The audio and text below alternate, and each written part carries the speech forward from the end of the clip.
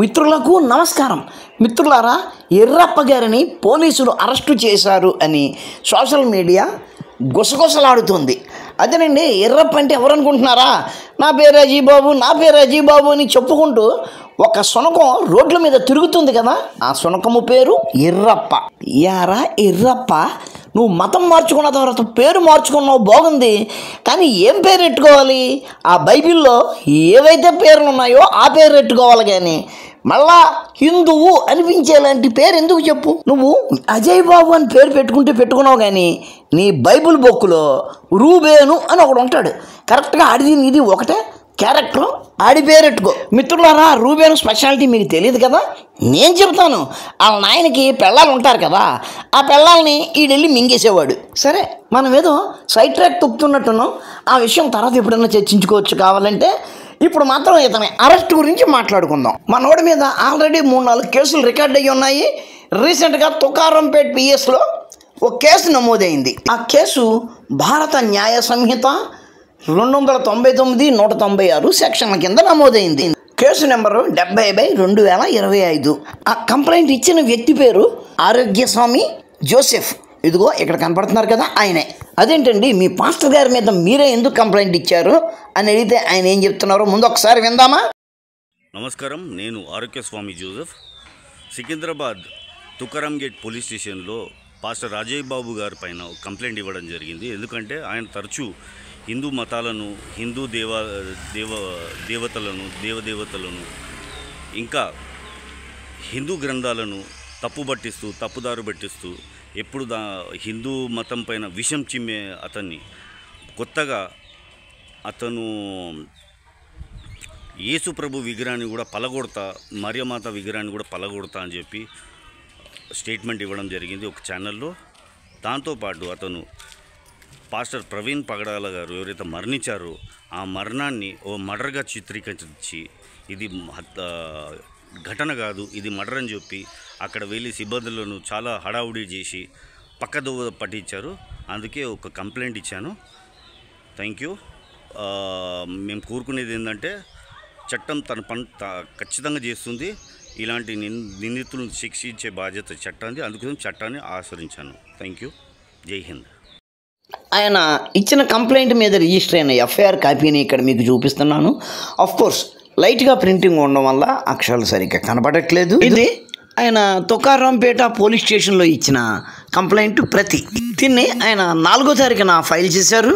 ఆయన తనను తాను రోమన్ క్యాథలిక్ అని, సోషల్ యాక్టివిస్ట్ అని చెప్పుకున్నారు. రోమన్ క్యాథలిక్కులైన తాము యేసుక్రీస్తుల వారిని, మరియమ్మ తల్లిని భారతీయ ఆచార వ్యవహారాలలో పూజిస్తామని, భారత సంప్రదాయాల ప్రకారము మరియమ్మను, యేసుక్రీస్తుల వారి విగ్రహాలను పూజిస్తామని చెప్పుకున్నారు. తమ మత విశ్వాసాలను ఘోరంగా అవమానిస్తూ మేరీ మాత వారి మరియు యేసుక్రీస్తుల వారి విగ్రహాలను ధ్వంసం చేస్తానని పబ్లిక్గా అతడు వాచాలం ప్రదర్శించాడు. అందువలన నేను ఈ కంప్లైంట్ ఇవ్వవలసి వచ్చింది అని ఆయన చెప్పారు. ఆరోగ్యస్వామి జోసెఫ్ గారు ఈ కంప్లైంట్ ఇవ్వడానికి ముందే ఆయన మీద 3-4 కేసులు నమోదయ్యాయి. ఆ వివరాలు తెలియజేస్తూ RYS ఛానల్లో నవత మేడం గారు ఒక వీడియో నిన్ననే పెట్టారు. ఆ లింకు డిస్క్రిప్షన్లో ఇస్తాను, చూడండి. ఈ ఎర్రప్ప లాంటి వాళ్ళు హిందూ దేవీ దేవతలపై నోటుకొచ్చినట్టు మాట్లాడుతూనే ఉన్నారు. ఈ ఫేస్బుక్, యూట్యూబ్ లాంటి సోషల్ మీడియాలు వచ్చినప్పటి నుంచి అవి మనకి చాలా క్లియర్గా అర్థమవుతున్నాయి. అంతకుముందు వాళ్ళు పెట్టుకునే సభలకు మనం వెళ్ళి చచ్చే వాళ్ళము కాదు, వాళ్ళు ఏమి వాగుతున్నారో కూడా పట్టించుకునే వాళ్ళము కాదు. మన చేతిలో ఉన్న ఫోన్లోకి వచ్చి వాళ్ళ వాగుడు వింటూ ఉంటే అప్పుడు కానీ మనకు యథార్థం అన్నది తెలియలేదు.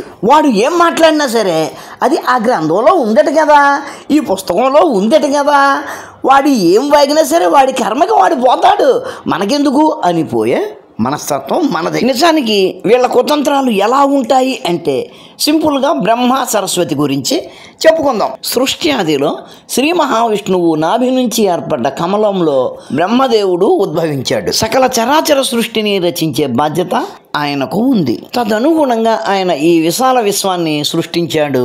ఆ విశాల విశ్వం ఎట్లా నడవాలి అన్న విషయాలను సూచిస్తూ 4 వేదాలు ఆయన నోటి నుంచి ఉచ్చరించబడ్డాయి. ఆయన నోటి నుంచి ఏమి ఉచ్చరించబడ్డాయి? వేదాలు. వేదము అంటే అర్థం ఏమిటి? విద్య. వేదము అంటే అక్షర సంహిత. వేదము అంటే వాక్కు. ఈ వాక్కు ఎక్కడ సృష్టించబడిందన్నాము? బ్రహ్మదేవుడి నాలుక మీద. అవునా? బ్రహ్మదేవుడి నాలుక మీద సృష్టించబడింది కాబట్టి వాక్కు లేదా విద్య లేదా వేదము అన్నది బ్రహ్మదేవుడి పుత్రిక అని చెప్పబడింది. అంటే ఆయన చేయవలసిన పని అంతా కూడా ఆయన వాక్కులోనే ఉంది కాబట్టి ఆ వాక్కును ఆయన భార్యగా కూడా చెప్పారు. ఇంతకు ఆయన పుత్రికగాను భార్యగాను వర్ణించబడ్డది వాక్కు ఏమిటి? అదేమన్నా వ్యక్త కాదు కదా. అట్లాగే శ్రీ మహావిష్ణువు పరమేశ్వరుడు వారి వారి క్రియలను ఆచరించే ఆ శక్తులను వారి భార్యలుగా పెర్సానిఫై చేశారు. శ్రీ మహావిష్ణువు పని ఏంటి? సర్వలోకాల మనుగడ సరిగ్గా జరిగేలా నిర్వహించడం. దానికి ప్రధానమైన అవసరం ధనం కాబట్టి లక్ష్మీదేవిని ఆయన భార్యగా చెప్పారు. పరమేశ్వరుడి పని ఏంటి? సకల లోకాల శక్తిని భరించడం కాబట్టి మహాశక్తి ఆయన భార్య అని పెర్సానిఫై చేశారు. అట్లాగే బ్రహ్మదేవుడి కార్యనిర్వహణకు అవసరమైన శక్తిని సరస్వతిగా పెర్సానిఫై చేశారు. కొందరు ఆయన నాలిక మీద ఏర్పడ్డది కాబట్టి పుత్రికగాను, ఆయన విధి నిర్వహణలో ఆయనతో పాలు పంచుకుంటుంది కాబట్టి దానిని ఆయన భార్యగాను చెప్పారు. ఇటువంటి విషయాన్ని వాళ్ళు వక్రీకరిస్తూ స్వార్థంతో బ్రహ్మదేవుడు ఒక కూతురిని కన్నాడని, కన్నా వెంటనే వెంటపడి తరిమి పట్టుకొని రేపు చేశాడని కుత్సిత కథలను ప్రచారంలోకి తెచ్చారు. మన హిందువులకు ఏది తెలియదు కాబట్టి వాడు చెప్పింది నిజమే ఏమో అనుకొని సిగ్గుతో తల వంచుకు తిరిగేవాళ్ళు. మెల్లమెల్లగా నాలాంటి వాళ్ళు ప్రశ్నిస్తుంటే జవాబులు చెప్పలేక మరిన్ని కథలను సృష్టిస్తున్నారు. అది అలా కొనసాగిపోతుంది.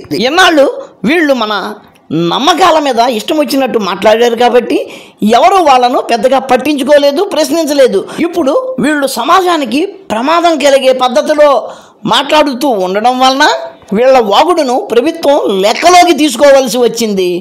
అదే సమయంలో మన వాళ్ళు కొన్ని కంప్లైంట్లు ఇవ్వడంతో కేసులు రాసి రిజిస్టర్ చేసి అరెస్టు చేశారు. ఈ ఎర్రప్ప అనే అజయ్ బాబు గారిని అరెస్ట్ చేయడంతో వాళ్ళు గిల కొట్టుకు చేస్తున్నారు. మరి మమ్మల్ని అరెస్ట్ చేస్తున్నారు, మరి వాళ్ళు కూడా ఇష్టం వచ్చినట్టు మాట్లాడుతున్నారు కదా, వాళ్ళ వైపు కూడా అరెస్టులు ఉండాలి కదా, ఎందుకు చేయరు? మీరు హిందువుల వైపు కొమ్ము కాస్తున్నారు అంటూ రకరకాల పిచ్చి పిచ్చి మాటలు మాట్లాడుతున్నారు. అటువంటి వాటి గురించి మనం మళ్ళీ మాట్లాడుకుందాం. వాళ్ళు ఇప్పటికీ కూడా ఈ అరెస్టులు ఎందుకు జరుగుతున్నాయి అన్న విషయం అర్థం చేసుకోకపోవడం చాలా బాధాకరం. హిందువులు అతనిది యాక్సిడెంట్ అంటున్నారు, దానికి తగ్గ ఆధారాలు వస్తే అదిగో ఈ కారణాల వల్ల అతనికి యాక్సిడెంట్ అయ్యింది అంటున్నారు. అతను బ్రాందీ షాపులో లెక్కరు కొంటున్నట్టుగా సీసీ ఫుటేజీ అట్లాగే యూపీఐ డీటెయిల్స్ లభిస్తున్నాయి. ఆ వివరాలను చూసి సదరు మాస్టర్ గారు మద్యం తాగడం వలన కంట్రోల్ తప్పి యాక్సిడెంట్కు గురి అయి ఉండవచ్చు అని హిందువులు అంటున్నారు. అవన్నీ పక్కన పెట్టేయండి.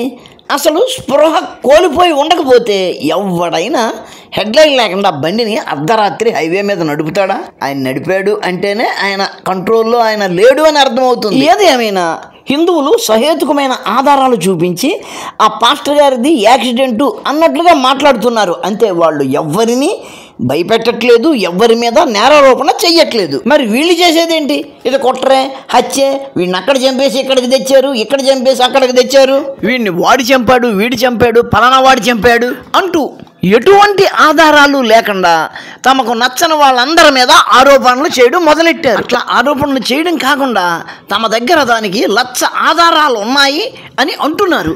పిలిచి ఏవిరా ఆధారాలు అని అడిగితే వాళ్ళు ఇచ్చేవి ఆధారాలు కాదు, వాళ్ళకున్న అనుమానాలు ఆధారాలు కావు అన్న విషయం తెలియనంత ఎర్రు పువ్వుల ఈ పాలు ఆ హర్ష్ కుమారును ఏవో గాలివాగుడు వాగడమే కాకుండా వాళ్ళను అది చెయ్యాలి, వీళ్ళను ఇది చెయ్యాలి అని జనాలను పొరుకొరిపిన వాళ్లను అరెస్టు చేస్తున్నారు. అట్లా అరెస్టు కాబడిన వాడే మన ఎర్రప్ప. ఈ విషయం మీద వాళ్ళు రకరకాల వాగుళ్ళు వాగుతున్నారు. వాటిని కూడా మనం విడిగా పరిశీలిద్దాం. మిత్రులారా, ఈ వీడియో నచ్చితే లైక్ చేయండి, షేర్ చేయండి, మీ కామెంట్ పెట్టండి. మన ఛానల్ని ఇంకా సబ్స్క్రైబ్ చేసి ఉండకపోతే వెంటనే సబ్స్క్రైబ్ చేయండి. ఉంటాను. నమస్కారం. మతోన్మాదంపై రామబాణం.